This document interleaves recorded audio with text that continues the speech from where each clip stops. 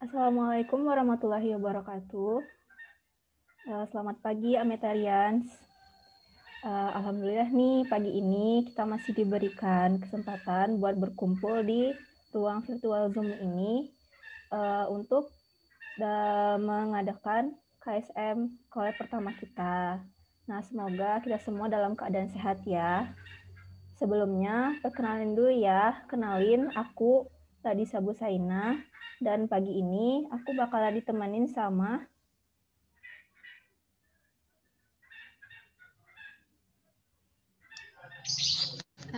Halo teman-teman, kenalin aku Inayati Syahida, aku dari kelas 1 D32. Nah, jadi pada pagi hari ini kita itu bakal ngadain KSM Collabs perdana nih untuk angkatan 62. Dan mata kuliah yang akan kita pelajari pada hari ini itu adalah pengantar ekonomi. Nah, terus aku di sini nih bakal ngebacain nih apa saja sih susunan kegiatan kita pada pagi hari ini. Nah, untuk yang pertama itu ada pembukaan, yang kedua pemaparan materi, latihan soal, dan juga tanya jawab, dan yang ketiga adalah dokumentasi dan penutupan. Mungkin kalian penasaran nih siapa tutor kita pada hari ini. Sebelum aku persilahkan ke kakak tutornya buat memperkenalkan diri dan langsung dilanjut ke pemaparan materi, alangkah baiknya kita berdoa terlebih dahulu agar kegiatan pada hari ini dapat berjalan dengan lancar. Berdoa menurut kepercayaan masing-masing. Berdoa dimulai.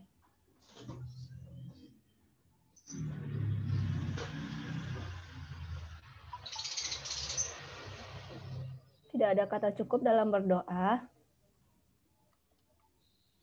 Nah, baik, selanjutnya mungkin akan langsung kami serahkan saja kepada kakak tutor kita, yaitu Kak Akila, buat memperkenalkan diri, sekaligus dilanjutkan oleh pemaparan materi, latihan soal, dan juga tanya jawab. Kepada kakak, kami persilahkan. Baik, Assalamualaikum warahmatullahi wabarakatuh. Waalaikumsalam warahmatullahi wabarakatuh. Terima kasih kepada moderator. Maaf sebelumnya saya nggak bisa on cam untuk sementara karena kondisi rumah sedang nggak kondusif gitu. Nah, jadi kita hari ini bakalan KSM pengantar ekonomi ya. Nah, jadi D3 angkatan, perkenalkan dulu. Perkenalkan, aku Akila Haya, angkatan 61. Dan sekarang aku kelas 2 D31. Nah, kita kan mau KSM pengantar ekonomi ya, jadi mohon bantuannya juga diskusi kita bareng-bareng. Soalnya silabus untuk yang angkatan 62 ini itu tuh kayak gabungan semua ekonomi angkatan aku yang dari tingkat 1 sampai sekarang gitu. Beberapa ada yang tingkat sekarang. Jadinya itu mungkin masih apa ya, yang materi-materi yang ada yang kayak tingkat yang aku sekarang itu masih kayak newbie gitu bagi aku. Nah, kita lanjut aja ya materinya. Mungkin hari ini aku mau kayaknya kalau misalnya sempat itu mungkin 2 materi atau 3 materi aku itu ya ajarin. Materi yang pertama mungkin perekonomian 2 sektor. Aku share screen.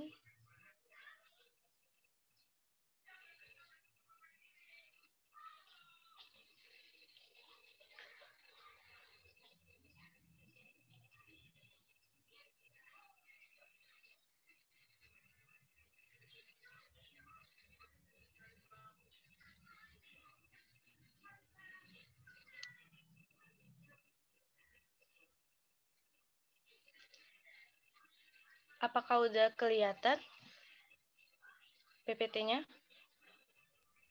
Belum, Kak. Masih proses. Oke. Oh ya, ini ekonominya D3 semuanya diajarin sama Pak Nas semua atau ada dosen lain? Sama semua, Kak. Nah, jadi biasanya itu, ini kan karena PJJ gitu ya. Jadi ujiannya itu kan pastinya kalau sama Pak Nas itu open book. Cuma karena apa sih, waktunya itu 2 jam gitu. Dan itu menurut aku kayak kurang gitu untuk ngejawab soal. Jadi menurut aku kalau misalnya open book itu kalian pahami materinya dulu. Terus apa searching Google-nya boleh, cuma nanti gimana ya dibuat kata kuncinya. Intinya itu kayak kalian itu harus paham gitu setiap garis-garis besarnya itu. Jadi baru bisa kalian apa mudah cari searching di Google-nya maupun di buka bukunya kan. Terus kalau misalnya keterbatasan waktu, usahakan kalau sama Pak Nas itu dia tuh kayak jawab aja sebisa kalian gitu. Terus nggak bertele-tele, jawabnya itu singkat aja. Masalah tulisan rapi atau enggak itu biasanya kalau sama Pak Nas itu aman aja. Udah kelihatan? Sudah, Ya, Kak. Kak. Baik, kita masuk ke perekonomian 2 sektor. Nah, jadi di sini tuh kita aku mau ngejelasin arus lingkar ekonomi keseimbangan ekonomi 2 sektor. Nah, jadi ekonomi 2 sektor itu dia melibatkan dua pelaku ekonomi, yaitu rumah tangga dan perusahaan. Terus menjelaskan teori konsumsi, menerangkan hubungan antara konsumsi sama tabungan, menjelaskan investasi, peran dan perkembangannya. Jadi perekonomian 2 sektor itu maksudnya itu perekonomian dilakukan arusnya itu 2 pelaku ekonomi. Jadi kalau misalnya ekonomi 3 sektor berarti 3 pelaku ekonomi. Nah, kalau yang 3 sektor itu biasanya rumah tangga, perusahaan, ditambah dengan pemerintah.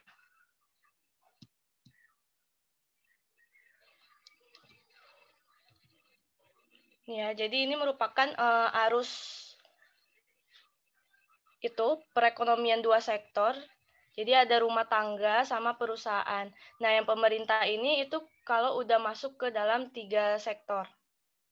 Jadi kita rumah tangga, terus nanti kita belajar tentang investasi dari perusahaannya, terus juga rumah tangganya itu simpanan sama konsumsinya, pendapatannya. Kan kalau misalnya rumah tangga itu kalau mereka punya pendapatan, pasti pendapatannya itu untuk dikonsumsi, terus nanti kalau misalnya dari sebagian konsumsi itu ada yang dari sebagian pendapatan itu kita ada yang nggak dikonsumsi, nah itu biasanya ditabung, nah itu namanya simpanan. Jadi saling berkaitan gitu.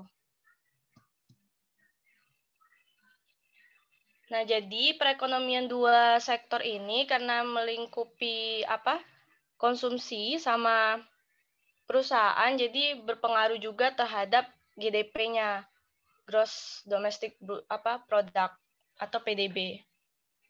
produk domestik bruto. Jadi produk domestik bruto itu merupakan penghitungan kalau dari sisi pendapatan itu jumlah dari seluruh pendapatan faktor produksi termasuk keuntungan perusahaannya. Nah, keuntungan perusahaannya itu ada apa aja sih? Pendapatan upah dan gaji, pendapatan dari usaha resmi, usaha perorangan, terus pendapatan sewa, bunga, sama keuntungan atau laba.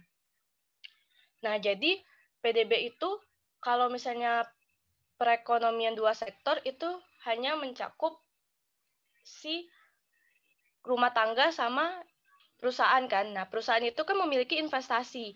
Kalau yang rumah tangga tadi, dia pasti mempunyai konsumsi, terus ada sebagian yang pendapatannya nggak dikonsumsi, itu ditabung. Nah, jadi pendapatan nasional dari sisi pendapatan nasional bruto dari sisi pendapatan itu, kalau untuk perekonomian dua sektor, dia hanya meliputi konsumsi sama investasi. Nah, dari kan C ditambah I gitu loh. Nah, jadi tapi di dalam konsumsi ini kan dia kan punya simpanan kan, ada kalau misalnya dia ada yang nggak dikonsumsi itu kan dijadikan ditabung. Nah, makanya jadinya GDP itu sama dengan C ditambah S ditambah T. T itu merupakan semua pendapatan yang ada di perusahaan tersebut. Ini ada desired aggregate expenditure. Ini merupakan pengeluaran agregat. Nah, pengeluaran agregat itu sama dengan PDB, yaitu C ditambah I. Nah, ini kalau misalnya dua sektor, dia cuma C ditambah I aja. Tapi kalau misalnya udah mencakupi 3 sektor, itu ditambah government. Terus kalau misalnya 4 sektor, itu merupakan perdagangan, mencakupi perdagangan internasional. Nah, itu kita nanti mungkin bisa saling singgung. Perdagangan internasional itu kan meliputi ekspor sama impor. Jadi kalau misalnya dua sektor itu cuma C ditambah I, konsumsi sama perusahaan, konsumsi rumah tangga sama perusahaan. Terus kalau misalnya 3 sektor itu ditambah pemerintah, 4 sektor baru nanti dia bergabung bekerja sama dengan negara-negara lain yang dimaksud perdagangan internasional. Nah, perdagangan internasional itu ada ekspor sama impor. Terus ada pengeluaran otonom. Itu pengeluaran otonom itu yang di luar dari pendapatan nasional. Terus ada industri expenditure, itu termasuk dalam pendapatan nasional. Terus ekonomi tertutup. Ekonomi tertutup itu dia nggak masuk perdagangan internasional. Jadi perekonomiannya itu tertutup hanya dalam konsumsi rumah tangga, perusahaan, sama pemerintah. Disposable personal income itu pendapatan kita sendiri, tapi udah dikurangi dengan pajak. Saving itu yang udah aku bilang, jadi pendapatan itu kan kita konsumsi. Terus ada juga beberapa yang nggak kita konsumsi dari pendapatan itu. Nah, itu biasanya kita tabung. Nah, ini merupakan pendapat konsumsi sama pendapatan disposable di United States Amerika. Kita lanjut aja. Ini fungsi konsumsi, nanti aku jelasin di materi selanjutnya, materi bawahnya. Fungsi konsumsi itu dia meliputi kalau misalnya konsumsinya menaik, itu pendapatannya juga ikut menaik atau enggak gitu kan. Sama MPC itu perubahan dari konsumsi. Setiap dia pertambahan pendapatan, itu konsumsinya itu bertambahkah juga atau enggak. Nah, terus perubahannya, dihitung perubahannya setiap pendapatan yang dia hasilkan. Terus kalau average itu rata-ratanya, rata-rata konsumsinya. Terus ada save itu simpanan, tabungan, jadi ada rata-rata tabungannya. Sama MPS. MPS itu kebalikan dari MPS itu merupakan pendapatan yang udah aku bilang, sama kayak tabungan gitu, pendapatan yang gimana ya, pendapatan yang nggak dikonsumsi gitu. Nah, kalau pendapatan nggak dikonsumsi itu berarti dia 1 dikurang konsumsi kan. Kayak apa sih, Y itu sama dengan 1 dikurang konsumsi. Jadi kalau misalnya Y itu sama dengan C tambah S. Nah, S itu kan 1 dikurang konsumsinya. biar dapat hasil Y-nya itu.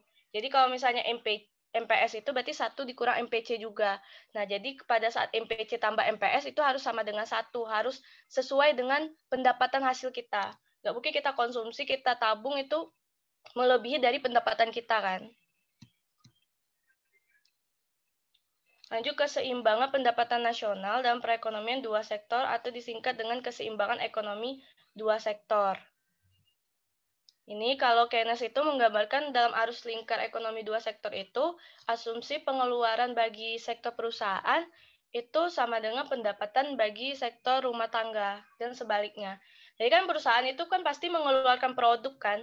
Nah, dari output produknya itu sendiri itu pasti dikonsumsi sama rumah tangganya sendiri. Nah, terus rumah tangga nanti itu untuk mendapatkan produk itu pasti mereka membeli kan. Nah, jadinya itu kayak arus keuangannya itu berbalik gitu. Jadi rumah tangga membeli produk dari perusahaan, terus perusahaan mendapat pendapatan dari harga outputnya dari yang mereka jual gitu. Jadi saling kesinambungan gitu, saling siklus. Nah, ini rumah tangga domestik nanti rumah tangga itu kan dia pembayaran untuk barang-barang dan jasa dari perusahaan itu. Terus nanti pengeluaran untuk barang-barang domestik tersebut, perusahaan domestik pendapatan yang dihasilkan dari outputnya produk domestik tersebut. Jadi pendapatan setelah pajak untuk jasa faktor produksi nanti balik lagi ke rumah tangga domestik. Jadi saling kesinambungan gitu. Ya, terus bentar. Terus secara agregat itu bentuk komponen keseimbangan ekonomi dua sektor itu kan udah dibilang bahwa pendapatan kalau untuk dalam rumah tangga itu pasti pendapatannya hanya untuk digunakan sebagai konsumsi. Dan juga mungkin kalau misalnya ada yang kita konsumsi itu sebagian ditabung. Makanya untuk rumah tangga itu C ditambah S, konsumsi ditambah savingnya.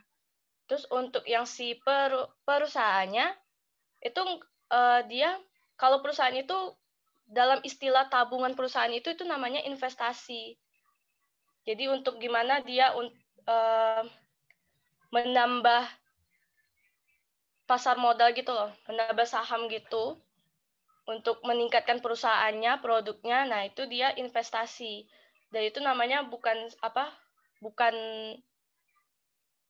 saving saving rumah tangga. Itu tuh kayak istilah. Tapi itu sebenarnya sama, konsumsi ditambah dengan tabungan gitu kan. Cuma kalau tabungan dalam konsumsi rumah tangga itu dia saving, tapi kalau dalam istilahnya aja yang berbeda. Kalau perusahaan itu tabungannya bersifat investasi. Terus dasar teori Keynes itu mendasarkan teori dan perhitungan keseimbangan ekonomi pada teori pengeluaran pada bentuk sederhana. Pakai teori konsumsi ini.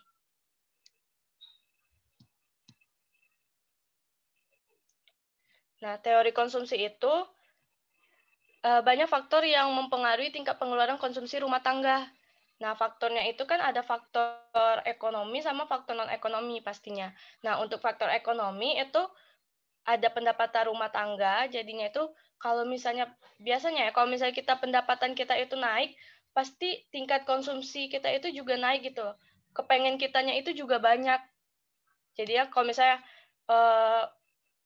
misalnya aku punya 30.000 gitu loh. Nah, pasti aku pengen konsumsinya itu kayak dibatasin gitu loh. Gimana biar dapat 30.000. Nah, tapi kalau misalnya pendapatan aku udah naik ini, aku udah kayak 100.000 gitu, pasti kepengen kita itu banyak gitu loh. Kepengen kita banyak, terusnya jadinya konsumsi kita itu malah lebih besar dari yang 30.000, pendapatannya 30.000. Jadi mempengaruhi banget pendapatan rumah tangga itu terhadap konsumsi. Terus kekayaan rumah tangga itu finansial asetnya itu kalau misalnya kekayaan rumah tangganya itu kita kaya gitu naik, nah itu disposable income-nya juga juga naik.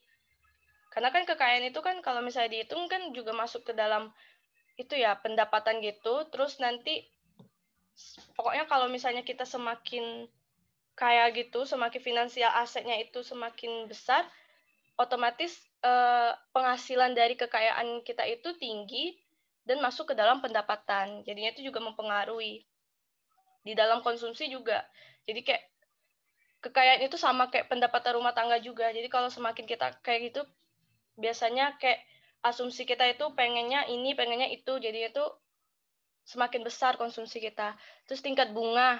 Semakin tinggi tingkat bunga, itu semakin apa? Biasanya kalau semakin tinggi tingkat bunga itu kan semakin besar untuk kita tabung ya. Dan juga apa? Mengurangi konsumsi kita. Karena kalau misalnya tingkat bunganya itu naik, sebentar.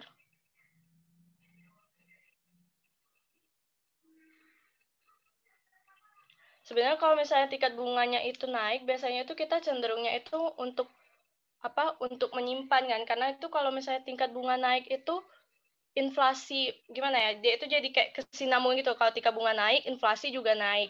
Jadi itu kayak konsumsi yang kita apa? Harga dari suatu barang itu kan juga naik kan harganya. Jadi itu kayak konsumsi kita itu melemah. Jadinya itu kita lebih ke menabung gitu. Untuk meningkatkan biasanya nanti berhubungan lagi dengan exchange rate. Exchange rate itu nilai tukarnya. Jadi untuk menambah apa nilai tukarnya nanti naik, biar apa nilai rupiahnya itu naik, maka dia menabung gitu tujuannya, karena tingkat bunganya naik kan. Terus perkiraan prediksi tentang kondisi ekonomi di masa yang akan datang. Jadi kalau misalnya ekonominya apa prospek kedepannya itu ekonominya baik, maka nanti menambah konsumsi sama devisanya ya. Terus ada faktor non ekonomi. Faktor non ekonomi itu, oh ya ada faktor demografi itu jumlah penduduk. Jadi biasanya kalau misalnya jumlah penduduknya tinggi gitu, tergantung itunya ya, tergantung perusahaannya. Kalau misal perusahaannya itu sedikit, kan itu dapat tenaga kerja, balik lagi kayak semuanya itu berkesinambungan loh. Nilai tukar rupiah berkesinambungan, terus pengangguran, inflasi. Nah, jadi kalau misalnya perusahaan itunya dikit, terus jumlah penduduknya banyak, otomatis tenaga kerjanya itu kayak berkurang gitu kan. Tenaga kerjanya banyak, tapi tuh kayak lapangan pekerjaannya itu sedikit. Nah, terus untuk biayanya itu biasanya kalau misalnya jumlah penduduknya banyak itu pasti banyak faktor-faktor lain sehingga gaji mereka itu pasti lebih rendah gitu. Gak sesuai dengan negara-negara, misalnya negara-negara yang jumlah penduduknya sedikit gitu. Nah, karena gajinya dikit itu berpengaruh dengan pendapatan. Nah, pendapatannya rendah, maka nanti konsumsinya itu juga kan ngikuti pendapatan. Berarti konsumsinya juga hanya sekitaran pendapatan situ aja. Jadi berpengaruh banget semuanya konsumsi itu.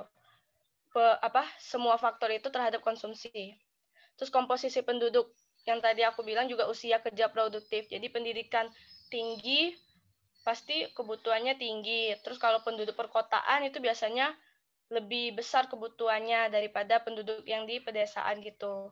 Terus faktor non ekonomi, sosial budaya, adat istiadat dan lain-lain. Terus konsumsi itu merupakan fungsi atau tergantung dari tingkat pendapatan yang udah aku jelasin. Jadi konsumsi itu berpengaruh ke pendapatan kan. Nah, bentuk dasar fungsi konsumsi itu dia C sama dengan A ditambah B YD. YD itu pendapatan disposable kita. Jadi kalau misalnya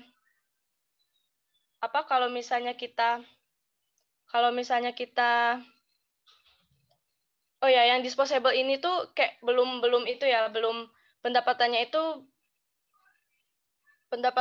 jatuhnya itu sama dengan pendapatan yang udah dikurangi pajak. Jadi C itu tingkat asumsi agregat, A itu konsumsi otonom kita, konsumsi yang yang hanya untuk pribadi kita sendiri. Terus tingkat kecenderungannya, B itu MPC-nya, gradien. Kalau misalnya di dalam MTK itu gradiennya, kayak perubahan kalau misalnya pendapatannya dari 30 kira-kira naiknya berapa gitu untuk konsumsinya. Terus kalau pendapatan kita 100 berapa gitu kenaikan dari konsumsinya. Yaitu tingkat pendapatan yang bisa digunakan. Jadi disposable income itu yang udah, jadi konsumsi itu yang udah dikurangi dengan pajak. Terus fungsi konsumsi itu suatu fungsi menunjukkan hubungan antara tingkat konsumsi rumah tangga sama pendapatan nasional, pendapatan disposable. Nah, tingkat kecenderungan mengkonsumsi marginal atau MPC itu perbandingannya itu pertambahan konsumsi dengan penambahan pendapatan yang nilainya antara 0 sampai 1. Maka dapat fungsinya MPC delta C per delta Y. Jadinya itu setiap perubahan konsumsi itu dibagi dengan perubahan pendapatan karena konsumsi itu berkaitan dengan si pendapatannya. Gak mungkin kalau misalnya kita konsumsinya itu lebih tapi pendapatannya itu kurang gitu kan. Itu bisa aja sih namanya itu kayak utang gitu ya, tapi itu tetap konsumsi itu mengikuti pendapatan yang kita dapat gitu. Makanya MPC itu perubahan si konsumsi dibagi dengan perubahan si pendapatannya juga. Terus untuk APC itu perbandingan antara konsumsi sama pendapatan. Ini rata-ratanya, mengkonsumsi rata-ratanya itu seberapa sih? Ini C per Y.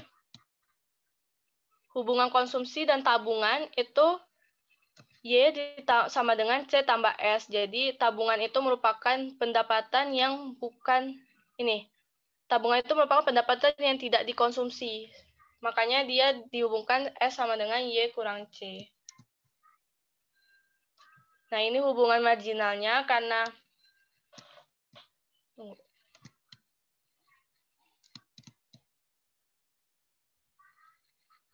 ini merupakan tabungan per pendapatan, terus ini pendapatan, pokoknya dari tabungan tadi kan S sama dengan Y dikurang C ya.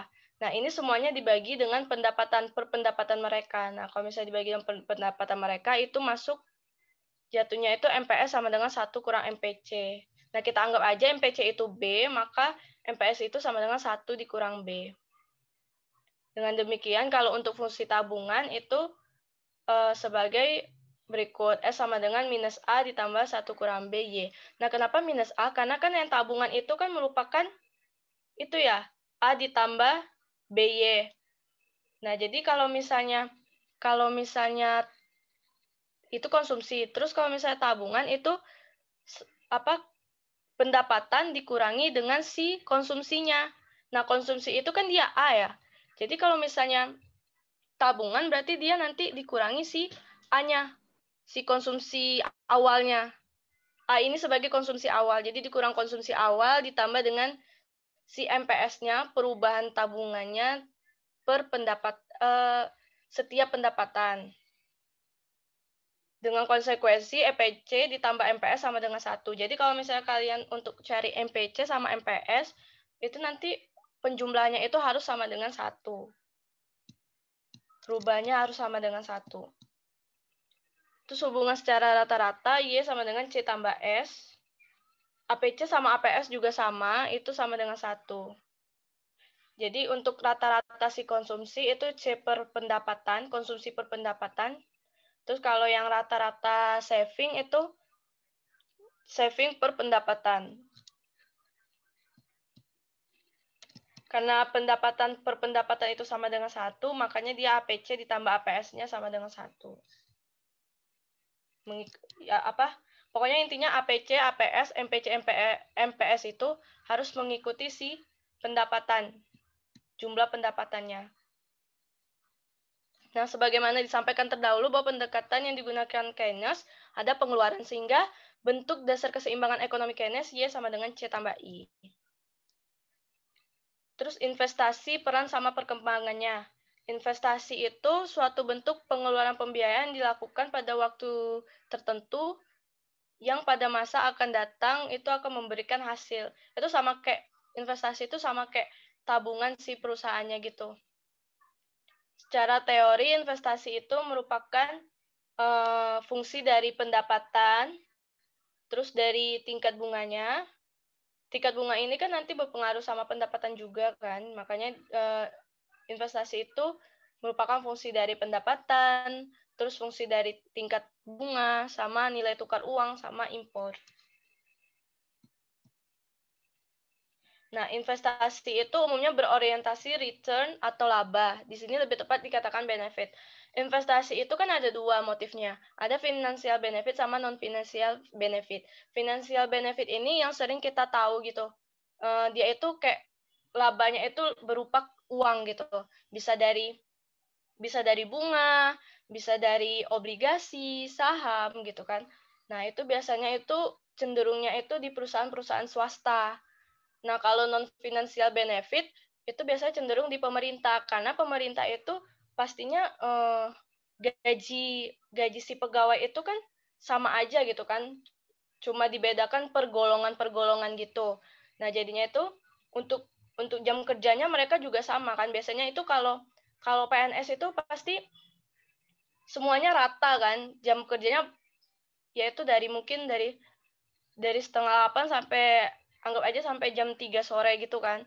Nah, dan itu mungkin keuntungan dari mereka itu dari si jam kerjanya contohnya. Non-finansial itu yang kayak nggak berupa uang. Karena kan mayoritas pemerintah itu gajinya sama tiap golongan dan nggak ada yang kayak ada dapat ini loh, ini dapat tambahan, dapat apa. Dan tunjangan mereka itu kan juga hampir sama mengikuti persentasi gitu kan. Jadi itu namanya bukan laba. Nah, laba si pemerintah itu biasanya itu dalam bentuk jam kerja atau misalnya relasi. Nah, itu laba dari si pemerintahnya. Terus investasi itu kalau ditinjau dari ukurannya itu ada investasi kecil. Nah, biasanya investasi kecil itu yang perusahaan-perusahaannya itu yang berada di rumah masing-masing gitu loh, kayak bukan perusahaan yang besar yang berbadan hukum gitu. Biasanya kayak rumah tangga. Nah, itu biasanya bersifat tradisional. Umumnya itu dia tidak berbadan hukum, padat karya. Biasa padat karya itu modalnya sedikit tapi tenaga kerjanya itu banyak. Itu padat karya. Tenaga kerjanya itu banyak, modalnya sedikit. Itu biasanya kayak perusahaannya itu hanya selingkup keluarga mereka aja gitu. Terus investasi sedang itu biasanya perusahaan sedang itu yang kayak tenaga kerjanya mungkin sekitaran di atas 100 sampai berapa gitu.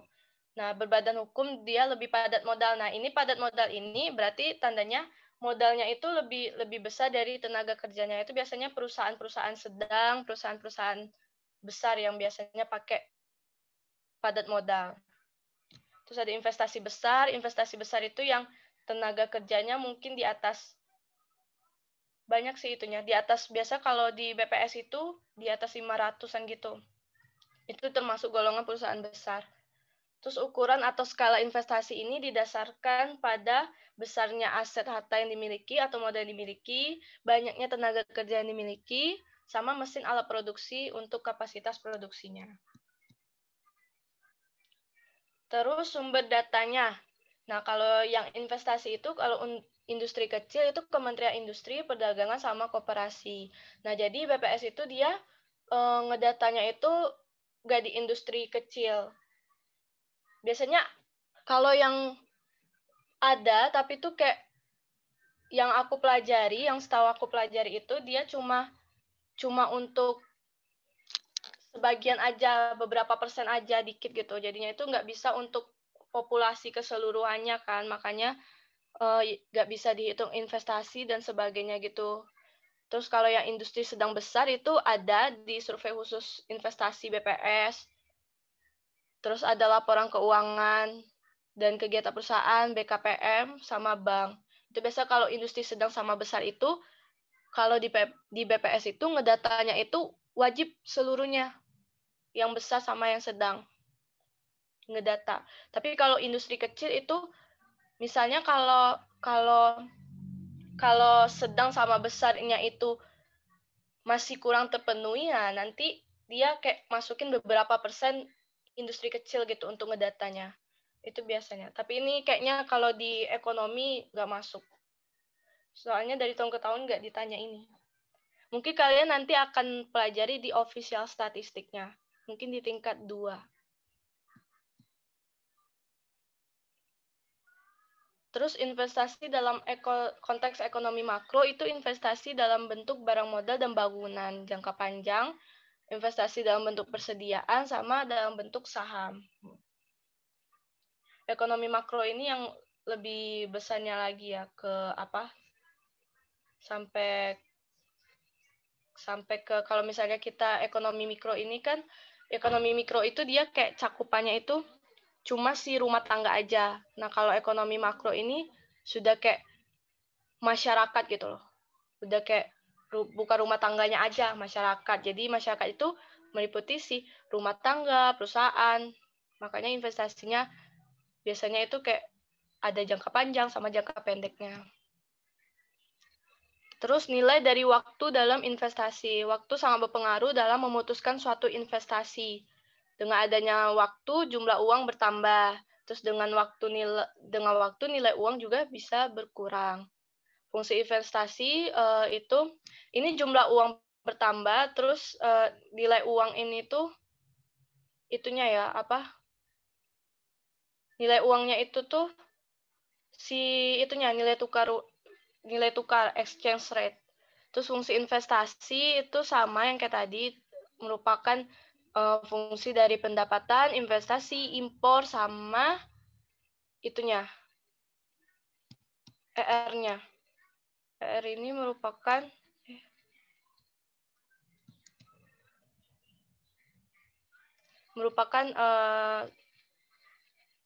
devisanya gitu kan. Terus di antara variabel di atas, secara umum fungsi investasi dikatakan merupakan fungsi dari tingkat suku bunga.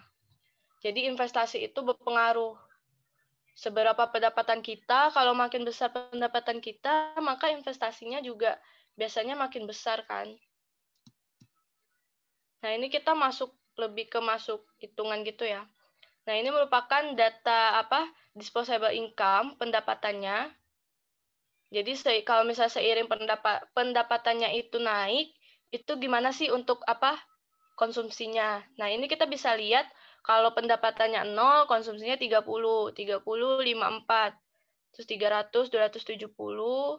Nah, ini merupakan konsumsinya di setiap pendapatan itu. Terus ini savingnya. Savingnya itu cara hitungnya kan pendapatan yang nggak dikonsumsi kan. Berarti nanti savingnya itu pendapatan dikurang si konsumsinya. 0 dikurang 30 itu sama dengan 0 dikurang 30 itu sama dengan minus 30. Berarti dia nggak saving. Nah, itu biasa kalau minus itu tandanya dia itu kayak ngutang gitu loh yang aku bilang istilahnya. Terus kalau 30, 54 konsumsinya berarti minus 24, 150, savingnya 0, berarti dia nggak nabung gitu. 300, 270, sampai seterusnya itu dikurang. Jadi saving itu merupakan pendapatan yang bukan konsumsi. Sehingga nanti untuk cara perhitungannya itu pendapatan dikurang si konsumsinya. Baru kita tahu savingnya berapa. Untuk APC-nya sendiri itu kan tadi C per Y ya, konsumsi per pendapatan. Karena APC rata-rata konsumsi. Rata-rata konsumsi ya pastinya konsumsi per pendapatan. Nah, rata-rata konsumsi per pendapatan, ini konsumsinya kan 30, pendapatannya 0. Berarti yang nggak ada rata-rata konsumsinya. Karena kan dia juga itu kan, pendapatan juga 0 kan, jadi makanya nggak ada. Terus yang ini, C per YD-nya ini 54. Konsumsinya dia 54. Terus pendapatannya 30. Berarti rata-rata yang dia konsumsi itu 54 dibagi 30, 1,8. Terus 150 dibagi 150, 1. Pendapatan konsumsinya 270, 300 berarti 0,9 sampai seterusnya. Terus yang delta YD ini perubahan setiap pendapatannya. Nah, setiap kenaikan pendapatannya ini kan 0. Terus dia berubah pendapatannya 30. Berarti berapa perubahannya? 30 dikurang 0, 30. Balik lagi pada saat pendapatannya 30, terus selanjutnya dia pendapatannya 150. Berapa kenaikannya? 150 dikurang 30, 120. Sampai seterusnya 300 dikurang 150. Ini merupakan kenaikan pendapatannya. Nah, kalau delta C sama juga dengan delta YD. Berarti kalau misalnya Y itu pendapatan, C-nya itu konsumsi, berarti kenaikan si konsumsinya. Nah, kita lihat ini kan 30. Nah, pada saat dia berubah konsumsinya 54, nah berapa perubahannya? 54 dikurang 30, 24, sampai seterusnya. Nah, untuk MPC marginalnya, slope-nya itu delta C per delta Y. Jadi perubahan si konsumsinya per perubahan si pendapatannya. 24 per 30 itu 0,8 sampai seterusnya itu sama 0,8. Nah, dari yang kita dapat itu, dia kan disposable income-nya itu kalau semakin tinggi disposable income-nya, maka juga si konsumsinya mempengaruhi juga, semakin tinggi juga si konsumsinya.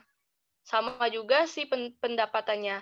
Jadi kalau misalnya kita punya, sama juga si saving-nya. Jadi kalau misalnya kita punya pendapatan semakin tinggi, maka konsumsi kita juga semakin tinggi, dan kemungkinan saving-nya juga semakin tinggi. Nggak kemungkinan sih, pokoknya perubahan setiap pendapatan itu saving-nya pasti semakin tinggi kan.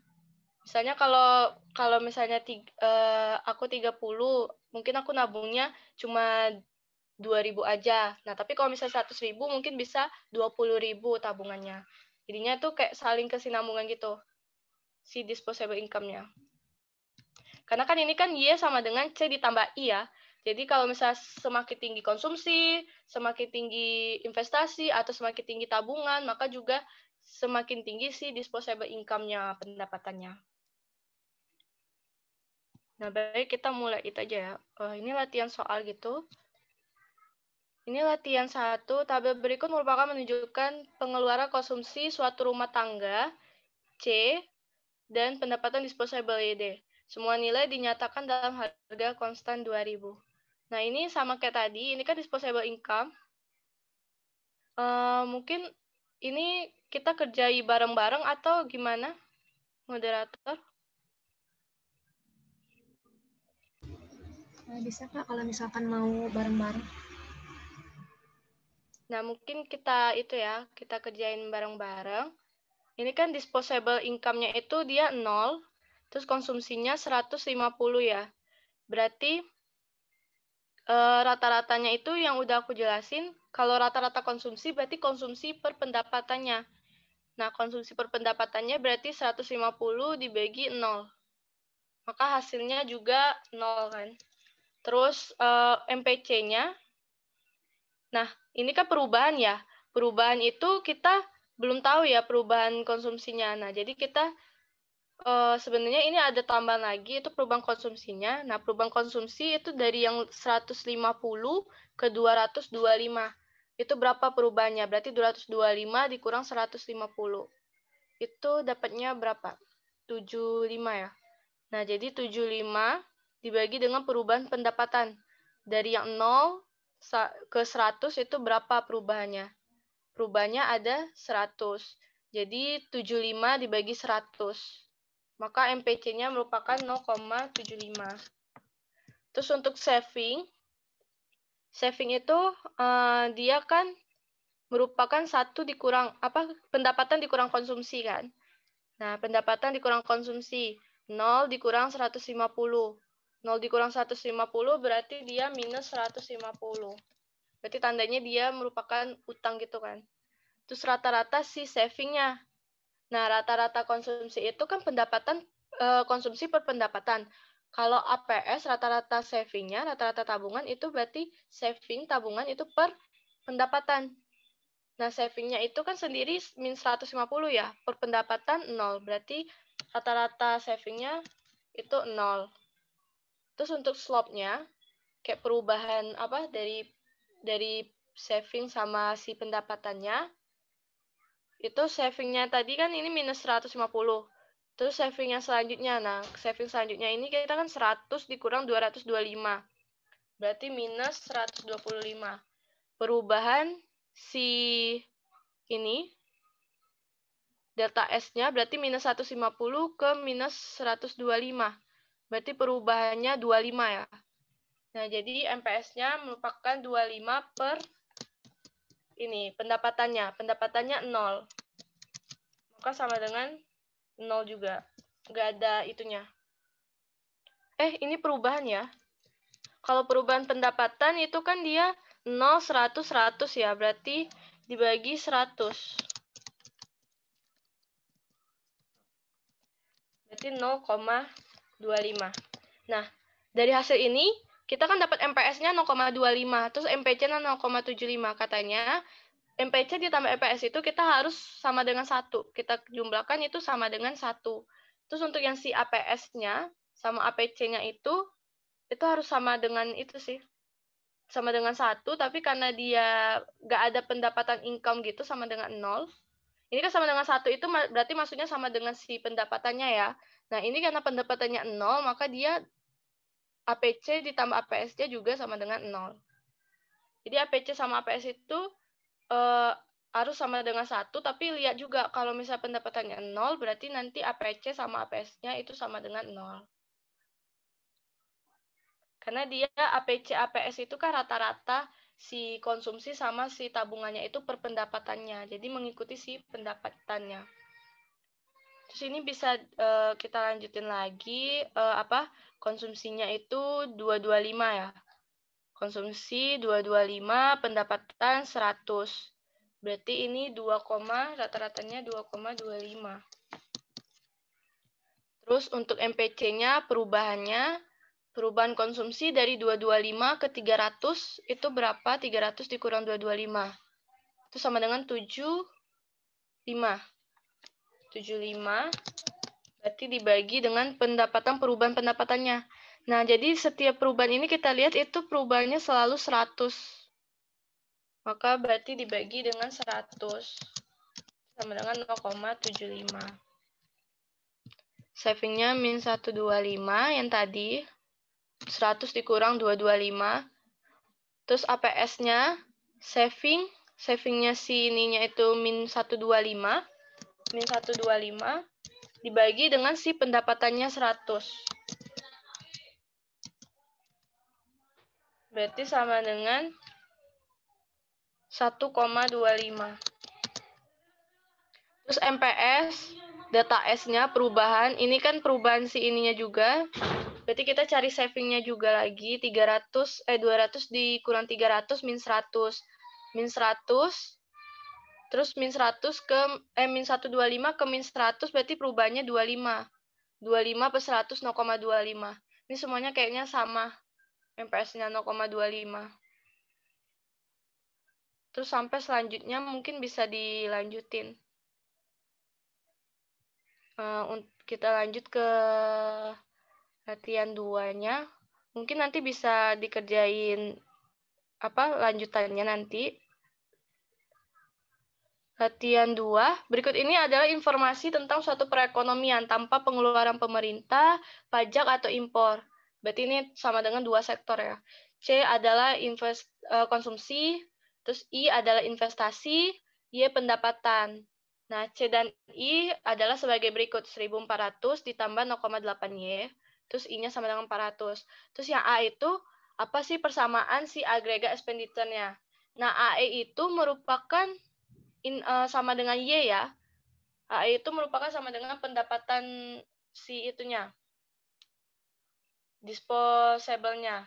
Nah, pendapatan itu karena dia persamaan, maka rumusnya ini. Nah, jadi kita anggap C-nya itu konsumsi awalnya 1.400, B-nya itu perubahan setiap kenaikan itu 0,8, investasinya itu 400. Jadi AE itu sama dengan Y, di mana Y itu sama dengan konsumsi ditambah si investasinya. Nah, konsumsi itu persamaannya merupakan 1.400 ditambah 0,8Y terus ditambah 400. Dapatlah persamaannya 1.800 ditambah 0,8Y. Jadi AE itu sama dengan Y. Terus pertanyaan B, dengan menggunakan kondisi keseimbangan. Nah, yang tadi dibilang Y sama dengan AE, nah itu tentukan tingkat keseimbangan pendapatan nasionalnya. Nah, tingkat keseimbangannya itu rumusnya itu karena yang Y itu sama dengan C konsumsi awal ditambah BY ditambah investasi awal. Nah, kita berarti nyari si Y-nya ini. Si huruf Y yang di dalam konsumsi persamaan ini. Nah, caranya itu kan dia nanya seberapa sih tingkat pendapatan nasionalnya kalau misalnya equilibrium yang apa sama Y itu sama dengan si C-nya. Nah, caranya itu Y dikurang BY, maka kita kayak rumus persamaannya itu kita jumlahkan dulu. C0 tambah BY tambah I0. Baru kita nanti dibuat persamaan gitu ya. Cari nilai Y-nya. Persamaan Y-nya itu berarti didapat C0 ditambah I0 dibagi 1 kurang B. Karena ini kan BY yang variabel Y-nya. Ini sama kayak MTK gitu. Persamaan gitu. Yang BY berarti pindah ke kiri. Y dikurang BY terus dikeluarkan Y-nya. Masukin faktornya dapat C0 tambah I0 dibagi 1 kurang B. Terus C0-nya itu konsumsi awalnya itu 1.400, berarti nanti investasinya juga 400, 1.400 tambah 400, 1.800. Terus si B-nya itu kan kenaikan, kan kita anggap B itu sama dengan MPC. MPC itu kan berarti kenaikan si konsumsinya kan. Nah, kenaikan konsumsinya itu 0,8, berarti 1 dikurang 0,8, 0,2. 1.800 dibagi 0,2 itu sama dengan 9.000. Maka tingkat pendapatan nasional yang didapat untuk mencapai equilibrium yang Y sama dengan C itu sama dengan 9.000. Terus selanjutnya hitung nilai dari konsumsi, simpanan, dan investasi pada saat ekonomi dalam keadaan equilibrium itu. Nah, karena kita udah dapat Y-nya 9.000, maka kita langsung aja masukin persamaan yang Y ini 9.000. Jadi 1.400 ditambah 0,8 dikali 9.000. Dapatlah konsumsinya. Nah, itu konsumsinya kita coba ya. 0,8 9.000 berarti dapatnya berapa itu? 7.200 ya. 7.200 itu ditambah dengan 1.400, maka dapat konsumsinya sama dengan 8.600. Terus dia minta tolong yang investasi ini, itu kan dia investasinya nggak ada persamaan ininya lagi ya. Dia cuma kayak langsung investasi itu sama dengan investasi awal. Nggak ada perubahan atau gimana. Maka hasilnya tetap investasi itu sama dengan 400. Tapi kalau misalnya dia ada persamaan kayak investasi sama dengan 400 ditambah sekian perubahan dikali Y, maka nanti Y-nya itu dimasukin. Nah, ini karena nggak ada, maka langsung aja investasinya itu sama dengan 400. Terus ini simpanan. Nah, simpanan itu kan Y sama dengan C tambah S ya. Karena Y-nya itu 9.000, terus C-nya itu kita dapetin 8.600, maka 9.000 dikurang 8.600 itu sama dengan 400, maka savingnya 400. Nah, maka di sini kita juga dapat diketahui saving itu sama dengan investasi.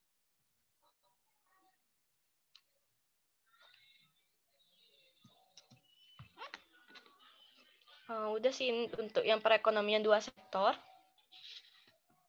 Untuk yang perekonomian dua sektor ini ada yang ingin ditanyakan? Izin Kak. Izin Kak, mohon maaf sebelumnya. Tadi kan nanti soalnya dilanjutin. Kak boleh minta PPT-nya nggak Kak? Soalnya gimana cara lanjutin kalau nggak ada PPT? Oh ya, boleh. Nanti aku kirim ke salah satu itu aja ya, salah satu angkatan mungkin yang di grup yang KSM Pengeko itu ya, aku kirim semua materi-materinya sama latihan-latihan. Nanti kalian bisa kerjain latihan-latihan lanjutannya juga.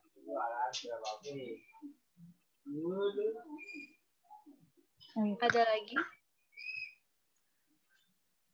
Ini Kak mau nanya juga Kak. Ya. Tentang yang tadi Kakak singgung dikit di bagian konsep tadi, yang bagian inflasi sama suku bunga itu. Jadi kan tadi Kakak bilang kalau suku bunga itu mempengaruhi inflasi.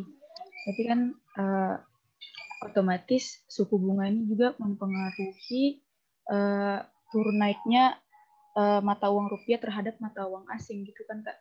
Nah, jadi tuh apakah suku bunga itu tuh dia mempengaruhi nggak sih Kak kalau depresiasinya rupiah tuh terpengaruhi oleh tingginya suku bunga atau enggak Kak? Terus gimana sih Kak suku bunga tuh bisa pengaruhi inflasi?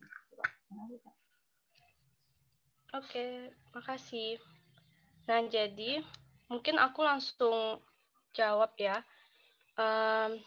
Kan tingkat suku bunga itu mempengaruhi sih tingkat inflasi sama tingkat nilai rupiahnya ya.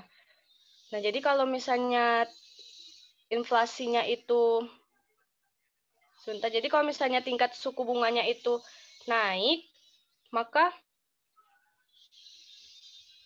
gimana? Maka tingkat suku bunganya itu naik, maka kan kayak langsung ada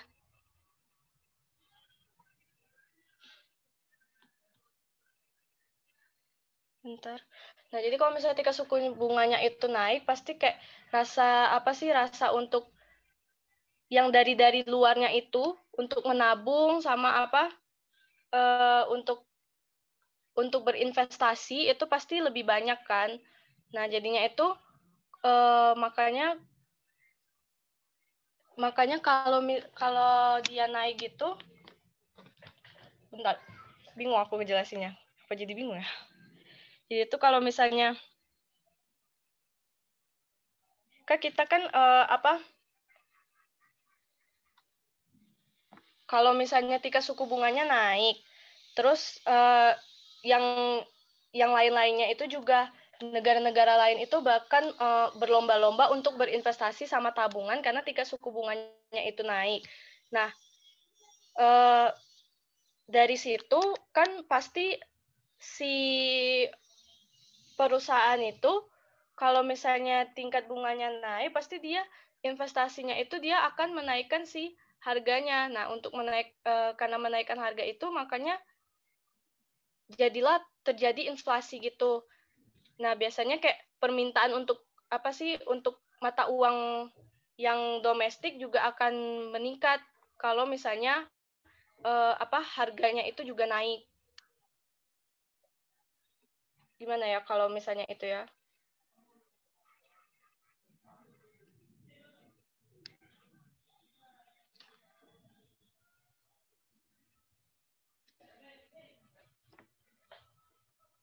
Kayak kalau misalnya intinya kalau misalnya tingkat suku bunga naik, maka yang semua perusahaan itu akan berlomba-lomba untuk berinvestasi, untuk menabung. Nah, semakin dia berinvestasi gitu kan, maka ada jalan kayak jalan kayak otak-otak gitu untuk kayak menaikkan si harganya kan, biar mendapatkan keuntungan dari si pendapatannya itu. Nah, untuk mendapat keuntungan pendapatan itu, karena semakin naik, maka inflasinya juga naik. Nah, karena inflasinya naik, maka nanti itu pokoknya setiap nilai tukar exchange rate mata uang itu, kalau misalnya inflasinya naik, maka nilai mata uangnya itu juga bakalan naik juga. Karena permintaan mata uangnya itu yang tinggi. Jadi semakin permintaan mata uangnya tinggi, maka nilai tukarnya juga bakalan tinggi. Terus inflasinya tinggi, tingkat suku bunga tinggi, terus yang untuk berlomba-lomba mereka saving, investasi juga tinggi. Gimana? Izin Kak, berarti kalau misalnya inflasi suku bunga naik, berarti pengaruh ke inflasi naik, berarti nanti rupiahnya apresiasi terhadap mata uang asing atau gimana Kak? Apresiasi. Jadi kalau apresiasi itu kan mata uangnya itu di negara itu tinggi kan. Jadi berpengaruh gitu. Jadi kalau misalnya suku bunga domestiknya itu kalau lebih rendah, jadinya kayak mempersempit si suku bunga domestik sama internasionalnya kan. Jadinya itu investasinya akan keluar kayak ke pasar domestik gitu. Terus investor malah cari pengembaliannya itu yang lebih tinggi di pasar global daripada pasar domestik kalau misalnya suku bunganya rendah. Nah, kalau misalnya suku bunganya rendah kayak gitu, pasti mereka cari ke yang internasional, yang global. Jadinya itu kayak pemasarannya itu rendah, terus mereka mengalami devaluasi, maka mata uangnya yang domestik juga jadi lebih lemah, depresiasi. Jadi kalau misalnya tingkat suku bunganya tinggi, jadinya inflasinya tinggi, terus pemasarannya itu tinggi juga karena investor-investor pada cari si yang pasar domestiknya karena mata uang suku bunganya tinggi, terus mata uangnya juga jadinya lebih tinggi. Jadi apresiasi.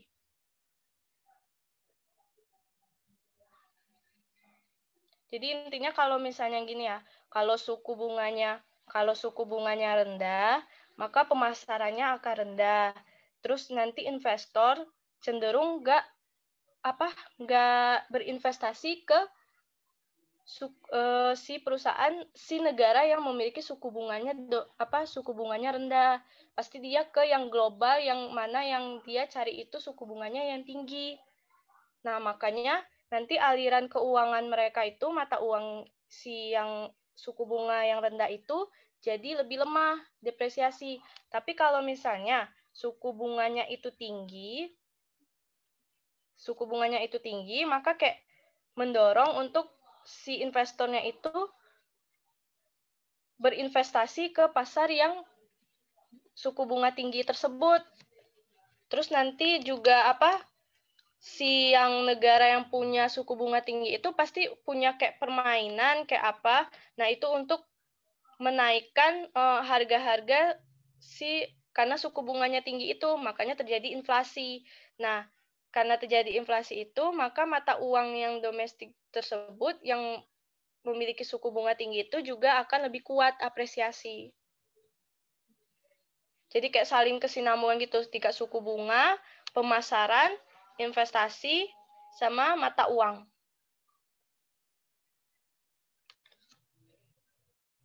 Sama juga tentang inflasi sama deflasi. Sorry. Jadi kalau inflasi tinggi, suku bunga tinggi, terus pemasaran tinggi, maka nanti apresiasi. Terus kalau misalnya deflasi, terus dia suku bunganya rendah, terus pemasarannya rendah, terus investasinya rendah, maka dia depresiasi. Oh ya, Kak. Makasih banyak, Kak. Siap, sama-sama. Ada lagi? Kak, permisi, Kak. Iya. Izin bertanya, Kak. Jadi yang tadi maksudnya semuanya itu berbanding lurus ya, Kak. Misalkan suku bunga tinggi, maka inflasi tinggi, dan mata uang itu nilainya apresiasi. Begitu, Kakak? Iya. Nah, ini aku ada itu ya, tunggu ya.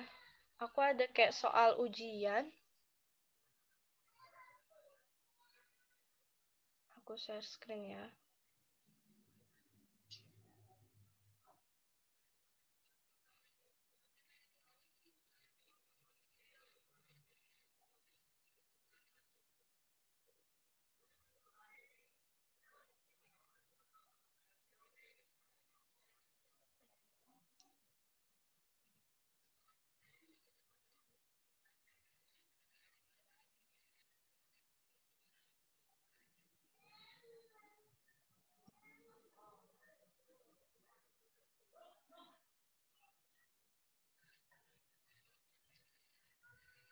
Jadi aku ada soal ujian tingkat 1 dulu. Ini lebih ke itu sih.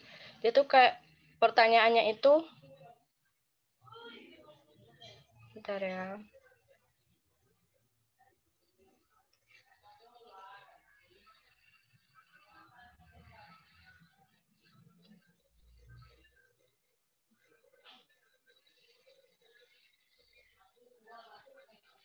Udah kelihatan belum? Belum, Kak.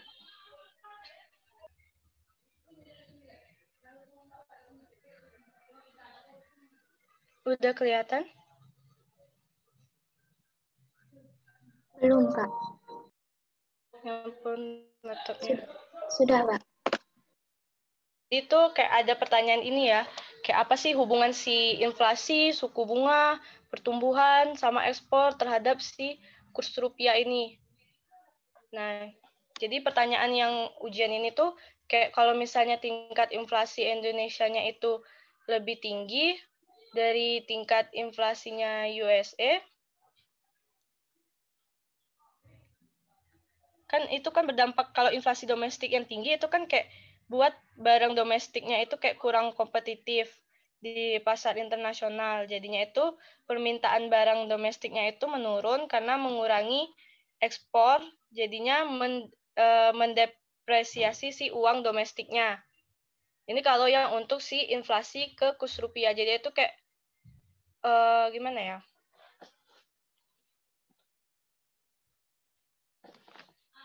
Iya benar. Jadi kalau inflasi itu gini. Jadi kalau inflasi itu kalau tinggi, dia buat barang domestiknya itu kurang kompetitif di pasar internasionalnya. Si internasional ini kalau misalnya kita perbandingan ya, perbandingan ke yang Indonesia, USA, terus yang mata uang si Indonesia sama USA-nya. Jadi kalau misalnya inflasi si Indonesia-nya itu malah lebih tinggi dari USA-nya, maka yang si Indonesia-nya ini jadinya buat kayak barang domestiknya itu kurang kompetitif si pasar yang USA ini. Nah, jadinya itu kayak permintaan, pastinya masyarakat itu kalau misalnya inflasi tinggi itu pasti mereka cenderung nggak beli barang dari Indonesia-nya kan. Pasti dia beli barangnya itu pasti impor ke USA-nya. Nah, jadinya itu mengurangi ekspor, maka kalau mengurangi ekspor itu jadi mata uang domestiknya itu depresiasi. Jadi kalau efek inflasi domestiknya, kalau inflasi domestiknya rendah dari yang USA, maka dia apresiasi. Terus untuk yang kenaikan suku bunga Indonesia itu malah dia lebih tinggi dari kenaikan suku bunga si USA-nya. Nah, kenaikan suku bunga lebih tinggi di Indonesia domestik, berarti itu kayak semua investor pada berlomba-lomba untuk berinvestasi ke Indonesia. Si Indonesia ini. Nah, karena dia karena dia berlomba-lomba ke sini, terus kayak inflasi yang masuk. Oh, jadi yang inflasi yang masuk di sini tuh kayak inflasi si pemasaran bunganya, pemasaran suku bunganya. Jadi kalau misalnya dia ini banyak yang ke sini, maka dia kayak menarik untuk yang suku bunganya itu untuk pemasarannya itu lebih tinggi. Maka si Indonesianya itu dapat itu kan. Pokoknya kalau suku bunganya dia udah tinggi gitu kayak dorong si investornya, terus kayak investornya itu kayak ngasih harga setinggi-tingginya gitu karena ke pemasaran gitu kan. Nah, makanya mata uang si domestiknya itu, kurs rupiahnya itu lebih tinggi, maka ini apresiasi. Jadi inflasi yang dimaksudkan di sini berarti si pemasaran suku bunganya. Kalau yang ini tuh kayak pemasaran produk keseluruhannya, tingkat inflasinya. Produk barang dan jasa yang ada di Indonesianya. Kalau yang ini tuh kayak inflasi yang dimaksudkan itu kayak suku bunganya, pemasaran suku bunganya. Terus kalau misalnya pertumbuhan ekonomi itu lebih besar dari USA, dia nanti mata uangnya nanti itu bakal itu ya, bakal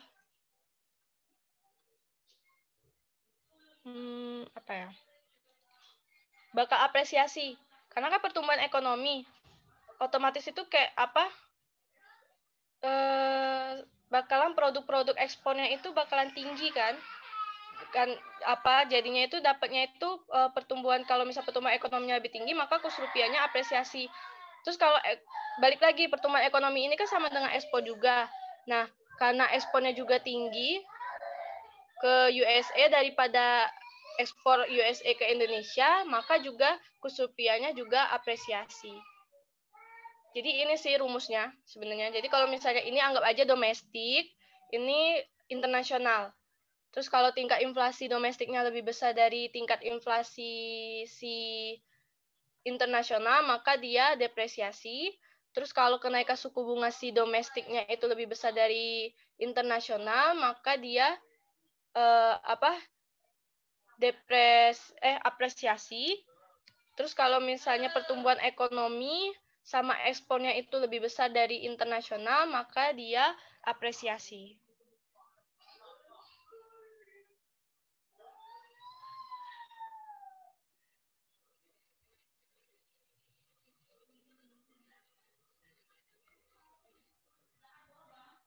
Bagaimana? Terima kasih, Kak. Oke. Nanti aku kirimin itu aja langsung jawaban ujiannya. Dan itu juga bisa dijadikan rumus sih.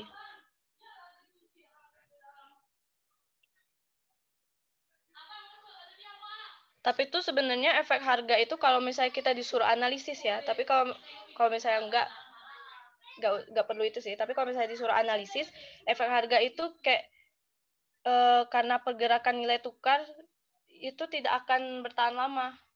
Kalau misalnya efek harga itu terhadap nilai tukarnya. Untuk yang jangka panjangnya. Bagaimana?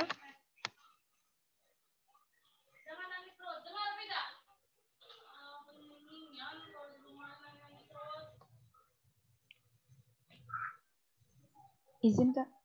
Iya. Menanyakan sedikit yang ingat soal kakak tadi. Berarti kalau yang bagian bawah yang nilai ekspor tuh pengaruhnya gimana lagi Kak? Nah, baik, terima kasih. Jadi untuk yang ekspor itu, kalau misalnya dia lebih tinggi, otomatis tuh kayak pendapatan yang dari luar negerinya itu masuk ke Indonesia itu kan banyak kan. Nah, pendapatan terus yang mata uang gimana ya? Tunggu. Jadinya itu kayak mata uang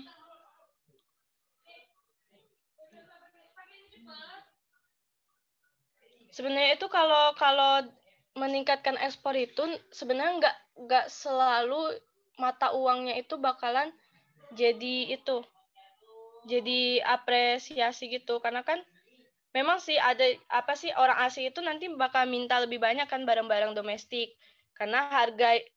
Nah, balik lagi ke yang aku bilang itu, ke efek harga itu kan bisa jadi harganya itu menjadi lebih murah bagi mereka, tapi kalau misalnya bisa jadi juga depresiasi itu menyebabkan impor sedikit dan lebih banyak ekspor.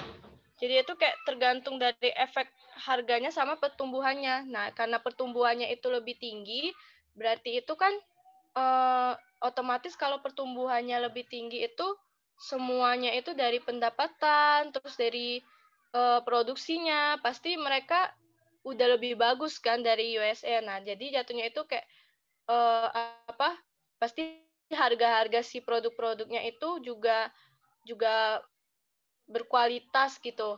Nah, jadinya kalau si ekspornya itu kalau misalnya dia lebih tinggi yang Indonesia itu, maka kayak pendapatan semua yang dari luar yang dari internasional masuk ke Indonesia, jadinya makanya nilai mata uangnya itu menjadi apresiasi, menjadi naik karena kan semakin banyak permintaan si barang di Indonesianya. Kayak intinya itu kalau nilai mata uangnya itu bakal apresiasi kalau misalnya kayak pertumbuhan ekonominya itu udah tinggi, terus ekspornya itu udah kayak melebihi dari yang si dasarnya, si internasional dasarnya USA-nya. Nah, itu bakalan apresiasi dia. Karena kan permintaan si ekspornya itu permintaan barang yang dari negara asing untuk minta barang-barang yang di Indonesia itu lebih banyak kan. Jadi itu kayak pendapatan si Indonesia itu lebih banyak, terus mereka berarti fokusnya pada si domestiknya.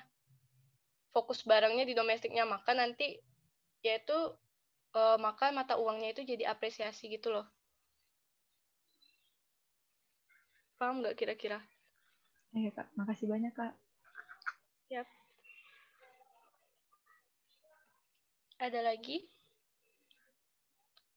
Sebenarnya ekonomi itu kalau misalnya kita kayak ngulik di satu, anggap aja kayak yang ini ya, padahal kita ini tuh kayak belajar perekonomian dua sektor kan, tapi itu kayak nanti dimasuki ke pendapatan nasional, terus nanti berhubungan nanti ke pengangguran, yang kayak tadi inflasi, terus nanti yang kayak tadi nilai tukar rupiah, kayak saling nyambung gitu kalau misalnya kita telusuri. Jadi ini kita kayak barengan dengan belajar nilai tukar rupiah. Jadi dalam nilai tukar rupiah itu kalau misalnya dia bakal apresiasi kalau misalnya impornya lebih sedikit alias lebih banyak ekspornya kan. Terus nanti dia juga, tapi itu sebenarnya depresiasi itu juga kalau dianalisis nggak bergantung dari itunya. Efek harganya. Terus juga kalau misalnya tingkat suku bunganya tinggi, berarti dia mengalami kalau tingkat suku bunganya tinggi berarti dia mengalami apresiasi. Kalau tingkat suku bunganya rendah berarti dia mengalami depresiasi. Mungkin kita bisa itu ya. Gimana, ada yang ingin ditanyakan lagi?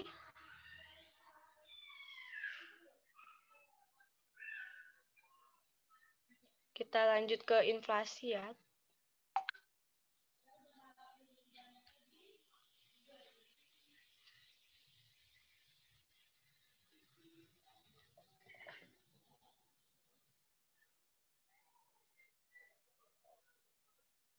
Bentar, laptopku tiba-tiba nggak connect.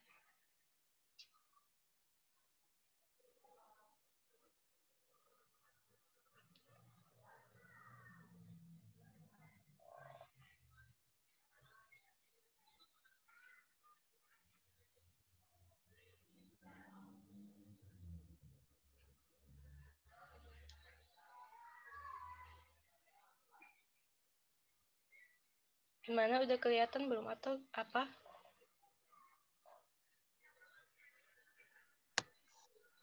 Masih PPT yang tadi, Kak.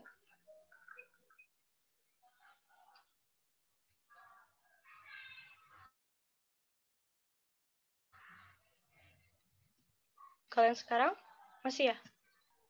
Iya, Kak. Masih, Kak. Bentar ya. Aku share.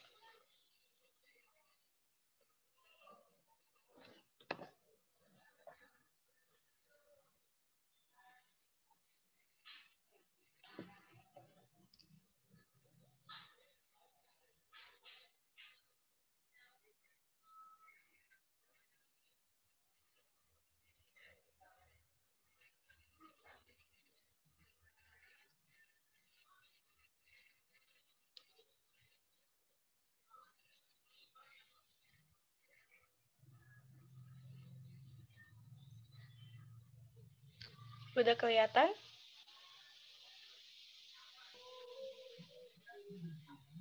Masih proses, Kak. Siap-siap.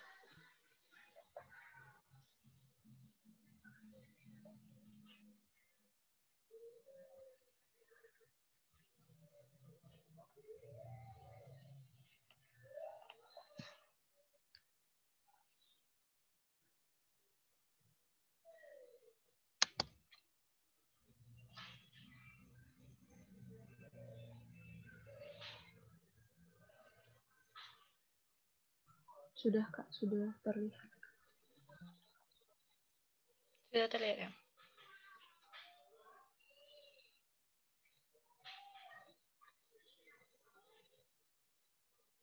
Bentar ya. Tiba-tiba nggak mau di itu.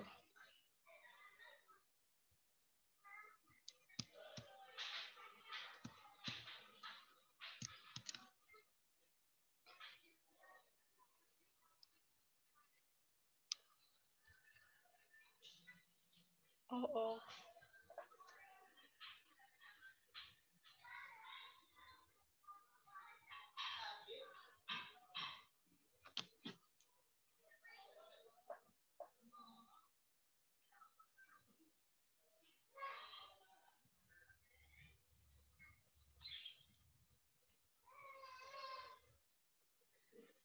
Mungkin aku ngejelasin dulu ya apa itu inflasi sih. Mungkin kalian udah pada tahu kan inflasi itu kayak kenaikan harga yang terjadi secara terus-menerus.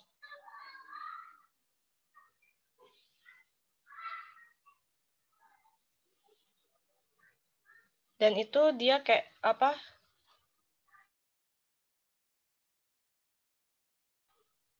Biasanya itu ya indeks harga gitu kalau di BPS untuk menghitung inflasi. Biasanya itu pakai indeks harga konsumen. Kalau di dalam BPS untuk mencari inflasinya. Nah, inflasi sendiri itu rumus inflasinya itu sendiri itu sama dengan indeks harga si konsumennya itu di tahun yang akan kita hitung, tahun N itu dikurang dengan tahun sebelumnya, N kurang 1, terus dibagi dengan tahun sebelumnya. Itu merupakan tingkat inflasi.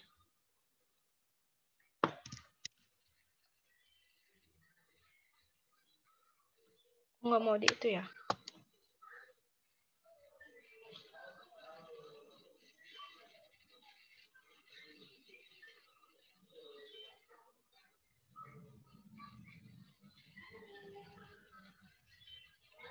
Loh, bentar ya. Sorry.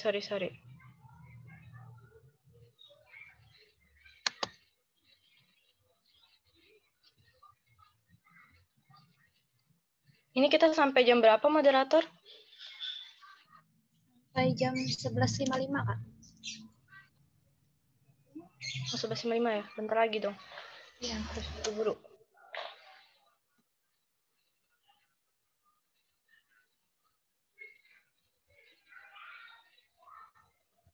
Sebenarnya nanti itu di ujian itu lebih banyak ke kayak penjelasan pengertian gitu. Terus kalau yang itu biasanya kalau yang itu ya, kalau yang dari angkatan akunya itu kalau yang offline. Terus kalau yang online gitu, yang PJJ gitu biasanya kayak ada apa sih, ada kayak beberapa studi kasus. Nah, itu biasanya yang disebutin sama Pak Nas. Biasa Pak Nas itu ngasih contohnya di negara mana gitu. Nah, itu kalian harus harus hafalin atau gimana, harus paham gitu. Negara apa yang disebut, terus dibandingi sama Pak Nasnya. Kalau yang dulu, yang dari aku itu, angkatan aku itu yang kayak tadi, yang kayak Indonesia sama USA gitu kan, nilai tukar rupiahnya. Udah masuk? Sudah, Kak. Nah, jadi kita belajar inflasi dan indeks harga ya. Jadi inflasi itu kenapa juga masuk dalam indeks harga? Karena kalau yang di BPS itu untuk mencari inflasi itu dia pakai indeks harga. Nah, terus pokok bahasanya. Pokok bahasanya itu ada pengertian inflasi, deflasi, sama jenis inflasinya, terus teori inflasinya, terus sebab timbulnya inflasi, terus gimana sih cara mengatasi inflasi tersebut, dampak inflasi itu, sama cara penghitungan inflasi. Terus karena kita kayak berhubungan dengan indeks harga, itu pengertian indeks harga itu apa sih, terus cirinya apa, dan metodenya penghitungannya apa. Tapi kalau yang selama aku ujian itu kayak metode penghitungannya itu nggak dimasukin indeks harganya itu. Jadi kayak udah dikasih data inflasi, terus kita kayak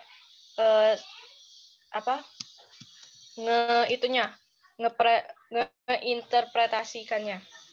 Nah, baik kita pengertian inflasi dan deflasi. Inflasi itu proses meningkatnya harga-harga secara umum dan terus-menerus dalam jangka waktu lama. Nah, atau keadaan nilai uangnya itu menurun. Biasanya itu dia ngadain kayak proses peningkatan harga gitu kan. Makanya terjadilah inflasi. Terus kalau deflasi itu dia kayak kebalikan dari si inflasinya, menurunkan harga-harga secara umum dalam waktu jangka lama, jangka panjang, secara terus-menerus. Nah, itu biasanya kalau nilai uangnya itu meningkat, makanya dia kebijakannya dia kayak menurunkan harga-harganya atau deflasi gitu. Terus jenis-jenis inflasinya. Jenis-jenis inflasinya itu ada menurut asa timbulnya inflasi, terus cakupan pengaruh kenaikan harga, terus para tidaknya inflasi. Nah, jenis inflasi kalau menurut asa timbulnya itu ada berasal dari dalam negeri sama berasal dari luar negeri. Contohnya kalau yang berasal dari dalam negeri itu kayak defisit anggaran, terus bencana. Terus kalau yang inflasi berasal dari luar negeri itu kenaikan harga minyak dunia, terus biaya produksi luar negeri, dan tarif impor tinggi. Terus untuk cakupan pengaruh kenaikan harga, itu ada inflasi tertutup, kenaikan harganya itu cuma beberapa barang tertentu aja. Yang contohnya biasanya itu kayak harga minyak ya, Pertamina gitu. Nah, terus yang lainnya enggak. Atau nanti yang kayak harga cabai, terus yang lain-lainnya nggak naik, tapi untuk yang sembako harga cabenya naik. Nah, itu inflasi tertutup. Terus inflasi terbuka, kenaikan harga secara keseluruhan.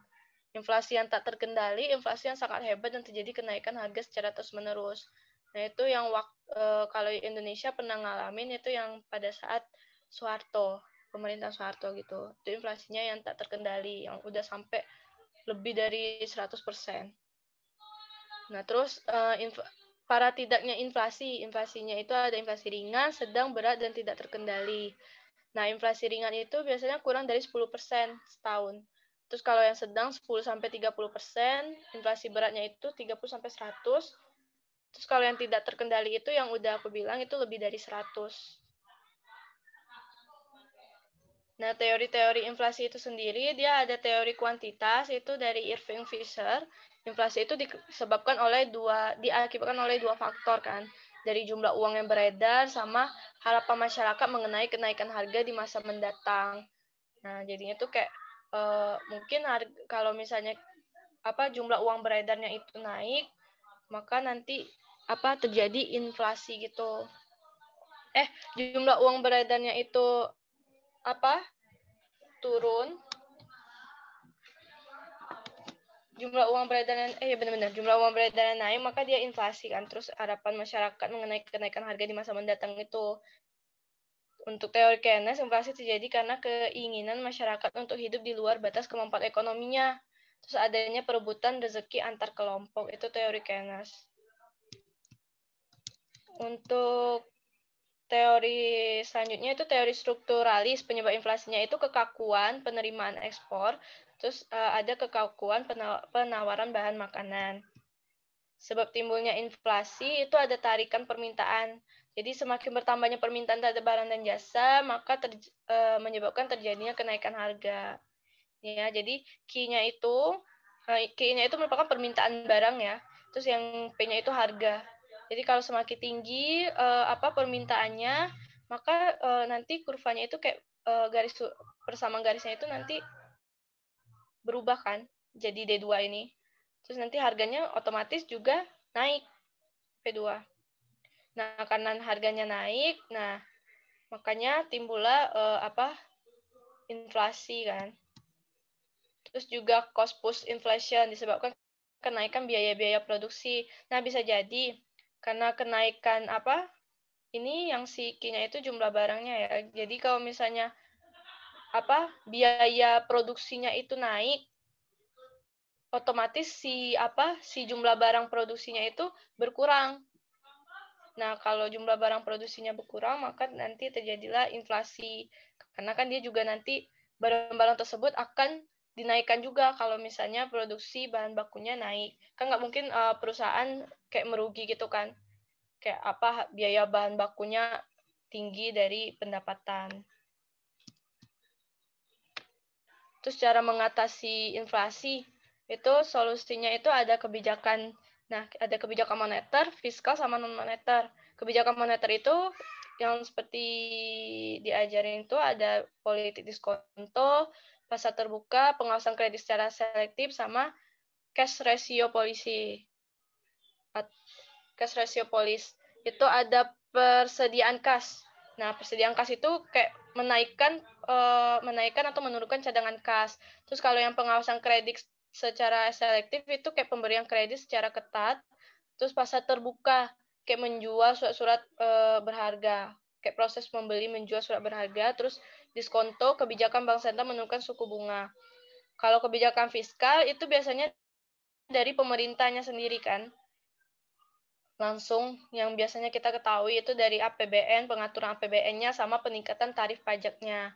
Terus kalau yang non moneter itu produksi, kebijakan upah, sama pengawasan harga.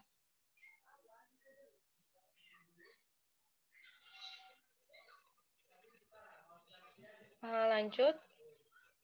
Tunggu. Kenapa ini hilang? Oke, baik. Bentar ya. Sorry. Lanjut. Kelihatan nggak?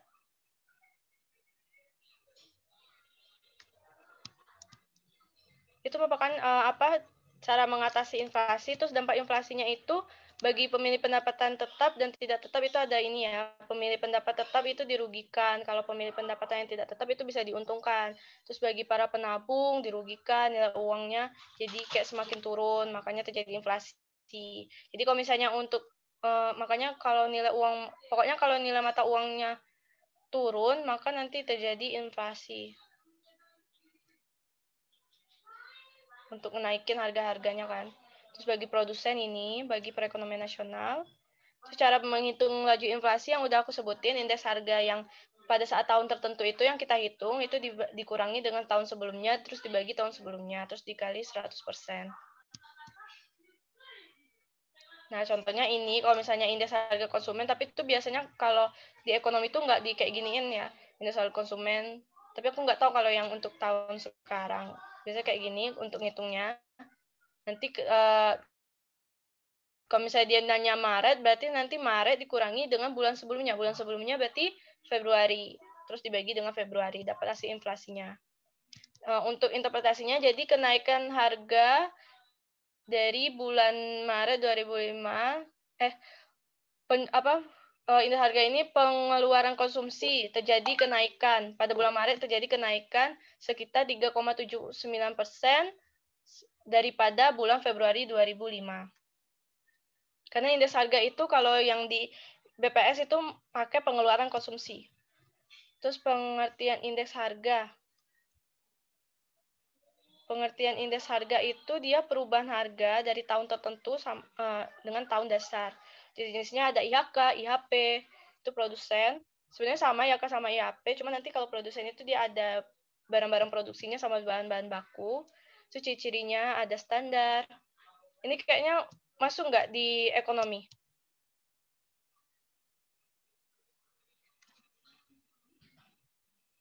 Soalnya kalau yang di angkatan aku ini nggak masuk sih indeks harga. Bagaimana? Mungkin nanti kayak garis besarnya aja gitu. Indeks harganya itu palingan untuk inflasi, hitungannya indeks harga tahun yang kita hitung dikurangi tahun sebelumnya dibagi tahun sebelumnya. Terus untuk interpretasinya, karena dia indeks harga berarti pengeluaran, kalau misal konsumen, berarti pengeluaran konsumsi pada bulan Maret terjadi peningkatan sebesar 3,79% dari bulan Februari 2005. Itu interpretasinya. Sejauh ini sih inflasinya. Terus untuk dampak-dampak yang kayak tadi, yang terhadap mata uang, itu nanti itu udah dijelasin tadi. Bagaimana? Nah, karena ini 5 menit lagi, mungkin kita lanjut ke pertanyaan-pertanyaan diskusi-diskusi aja dulu ya. Bagaimana, ada yang ingin ditanyakan?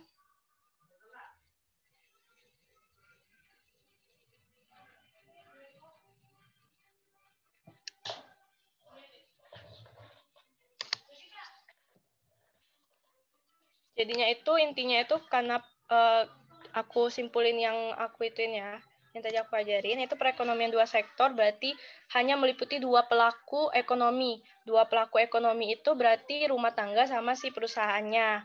Terus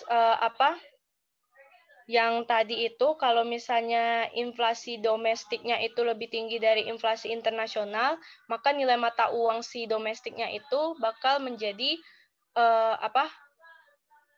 bakal menjadi apresiasi. Depresiasi atau apresiasi? Lupa ya.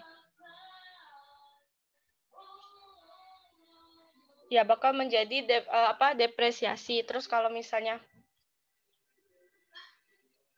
sebentar. Terus kalau misalnya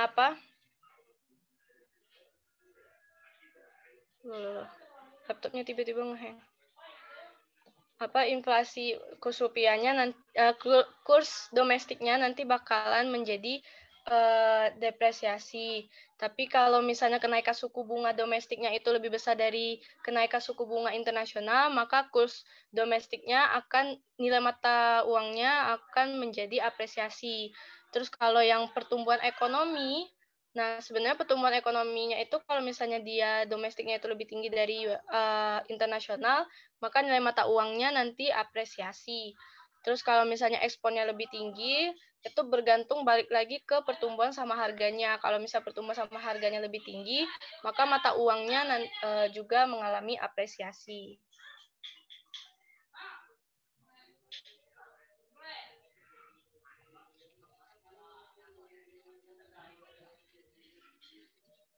Terus untuk yang inflasi itu sendiri nanti hitungnya indeks harga ya. Ada yang ingin ditanyakan?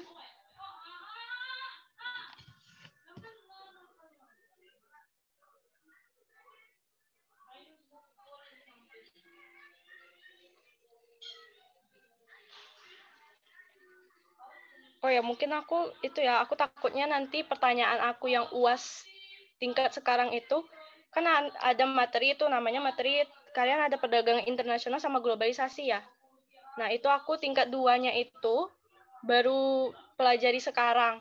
Nah, itu aku ujiannya itu kemarin ditanyain itu kayak masalah utama sih perdagangan internasionalnya. Nah, mungkin nanti aku kirimin gitu kan, masalah perdagangan internasionalnya apa aja. Takutnya nanti sama kan, soalnya aku juga tingkat 2 ini sama Pak Nas. Jadi perdagangan internasional itu kayak banyak negara berkembang, sangat bergantung sama ekspor produk primer. Nanti aku kirimin aja materi untuk yang si perdagangan internasional. Sama yang aku ujian kemarin itu apa aja yang ditanya. Bagaimana? Ada yang ingin ditanyakan?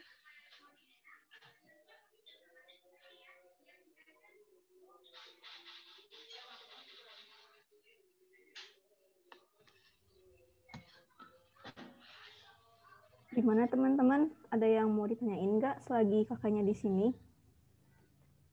Ya, bebas nih mau nanya apa. Mungkin kalau misalkan udah nggak ada pertanyaan tentang pelajaran, bisa tanya-tanya nih tentang gimana sih Kak, misalkan kayak UAS offline atau gimana? Atau kiat-kiat ujian? Ya, tips dan triknya mungkin dari kakaknya bisa ditanya. Digali lagi nih. Yuk. Boleh.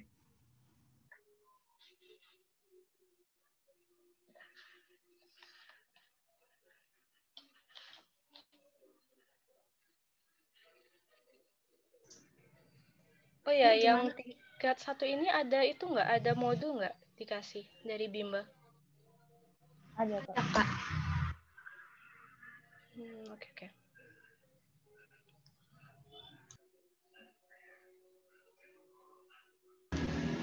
Gimana teman-teman? Masih ada yang ditanya atau enggak nih? Mumpung kakaknya masih ada di sini.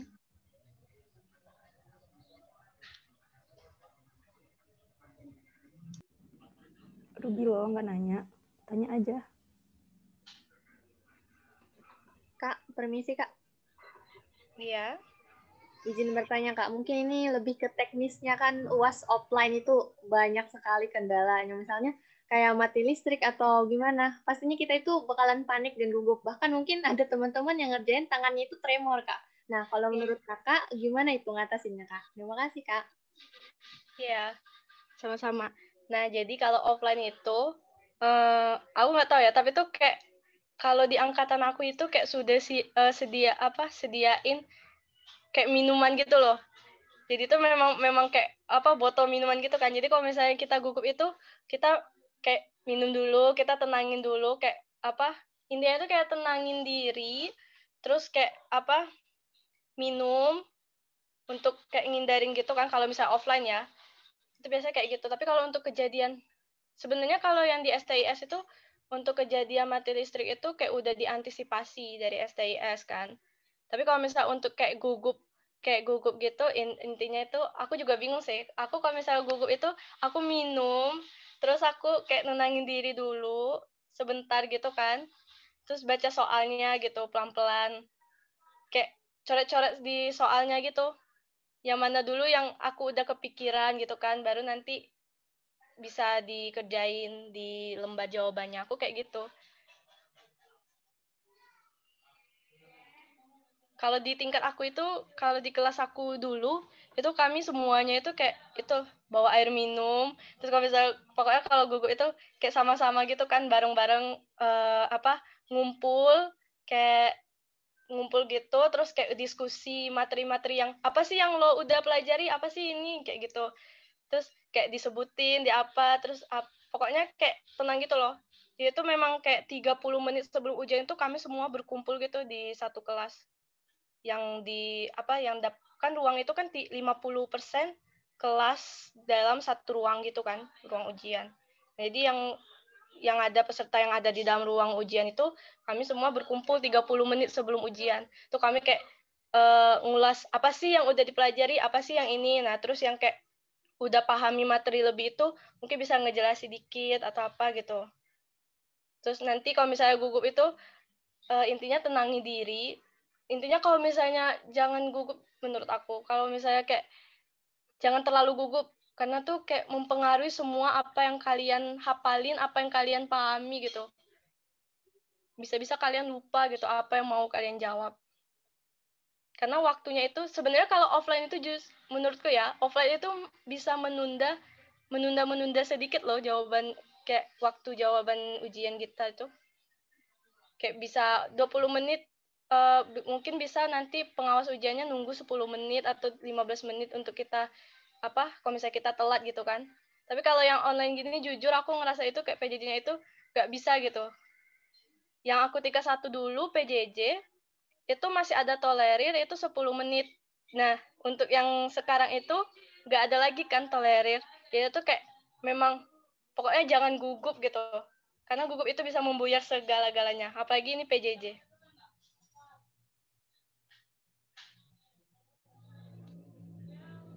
Intinya kayak kalian itu menguatkan diri sih, motivasi. Udah bisa kok, kalian kan udah belajar, udah ini.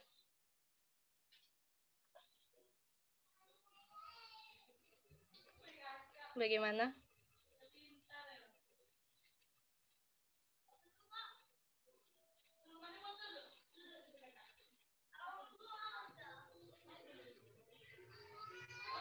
Suaraku itu nggak kedengaran jelas nggak atau gimana? Jelas, Kak. Siap-siap. Ayo teman-teman, gimana? Masih ada yang ditanya lagi atau enggak? Oh ya Kak, mungkin kalau misalkan dari teman-teman masih mikir pertanyaan, aku mau nanya nih Kak. Untuk UAS itu Kak, biasanya soalnya banyak kayak tentang konsep atau pengertian atau hitungan atau gimana Kak untuk pengeko terutama? Terima kasih Kak. Ya, nah untuk aku ya, kalau aku ngerasa itu kalau offline itu lebih ke konsep semua. Mungkin karena ngerasa mahasiswa-mahasiswanya itu mungkin mikir konsep gitu ya. Kayak apa gitu kan. Cuma tuh terkadang angkatan aku itu kayak udah nambah-nambahin karangan-karangan indah mereka kan. Nah, kalau yang online gitu, aku ngerasa banget ke yang online itu lebih ke itunya, lebih ke studi kasus gitu. Konsepnya itu nanti tuh untuk kayak pengantar awalnya aja. Misal kayak apa sih inflasi itu ini. Terus nanti jika kalian dihadapkan yang kayak tadi nilai kurs yang Indonesia gimana kalau misalnya tingkat suku bunganya tinggi tapi USA-nya lebih rendah gitu.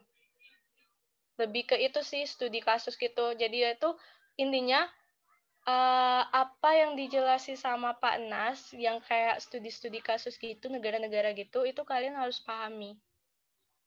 Dan itu biasanya masuk. Bukan biasanya, emang masuk. Bahkan yang aku tingkat 2 ini tuh ngejelasi kayak yang perdagangan internasional itu sampai integrasi ekonomi juga dimasukin. Dan itu memang udah dijelasin sama Pak Nas. Makasih Kak. Oh ya, sama Pak Nas ada kuis Kak atau gimana? Ada Ya, Kak. Nah, kuis-kuisnya itu menurut aku, sebenarnya sih kuis itu nggak masuk sih. Tapi tuh kayak kerangka-kerangka dari kuisnya itu bisa kalian explore lagi gitu loh. Karena itu masuk. Walaupun memang soalnya itu nggak sama dengan si UAS-nya, soal kuisnya. Tapi kerangkanya masuk banget.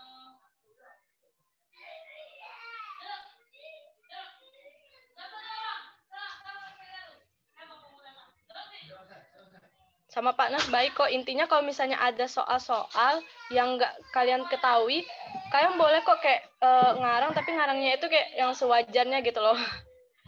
Nanti dinilai juga sama Pak Nas. Intinya kalian jangan kosong jawabannya sama Pak Nas.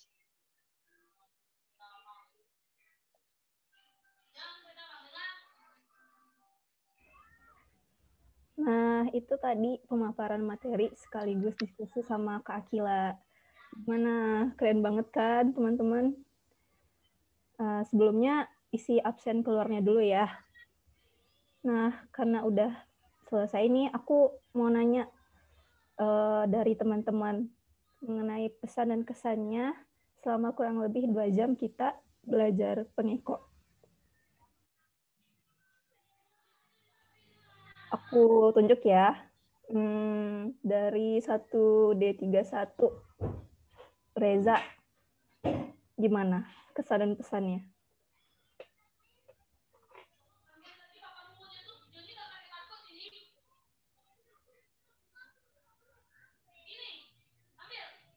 Halo Reza. Ya kalau kesan dan pesannya ini gimana ya? Ya kalau KSM-nya seperti menjelaskan apa yang belum jelas di waktu kuliah seperti biasanya. Ya, seperti itulah kurang lebih. Udah tercerahkan berarti ya? Melengkapi yang belum lengkap. Oke, terima kasih. Aku mau dari 1D32 nih. Febri. Halo Febri. Gimana? Kalau untuk pesan, suaraku kedengeran kan ya? Kedengeran. Ya kalau untuk pesan sih kita semua ya semangat aja terus. Kalau untuk kesannya selama mengikuti KSM sih lebih tercerahkan sih, bener. Soalnya kayak kemarin tuh kan kayak misalnya masih agak ngambang gitu ya, jadinya lebih masuk aja. Oke, sip. Berarti udah keren banget ya. Nah, sebelum kita akhiri, ada satu hal nih yang nggak boleh kita lupain, yaitu dokumentasi. Nah, buat teman-teman, silakan on cam dulu. Yuk. Yuk yang belum on cam bisa on cam dulu. Kita dokumentasi.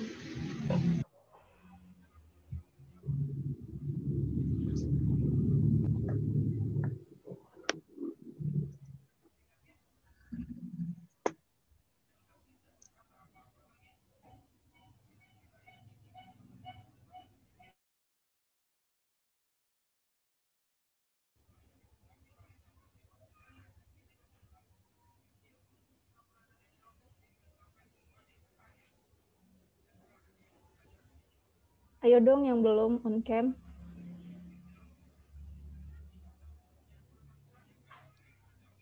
Yuk masih banyak nih yang belum on cam, baru setengahnya.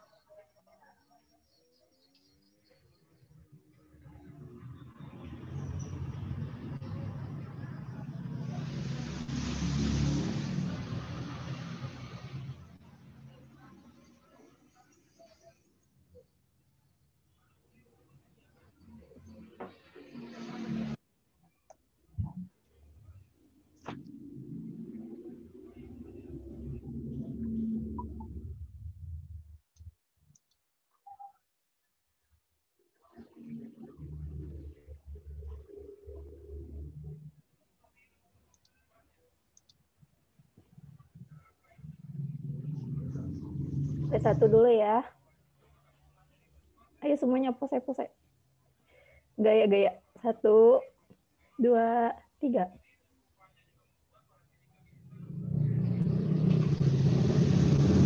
2, 1, 2, 3. Oke. Nah, tadi karena kita buka dengan doa, mari kita tutup dengan doa. Berdoa mulai.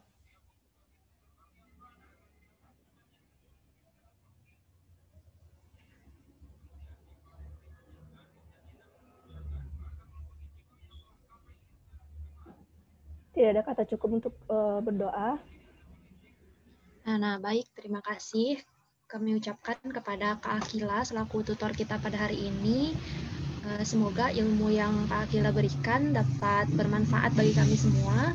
Nah, setelah itu kami ucapkan terima kasih juga kepada teman-teman semua yang mau meluangkan waktunya untuk belajar dan juga berdiskusi bersama-sama pada siang hari ini.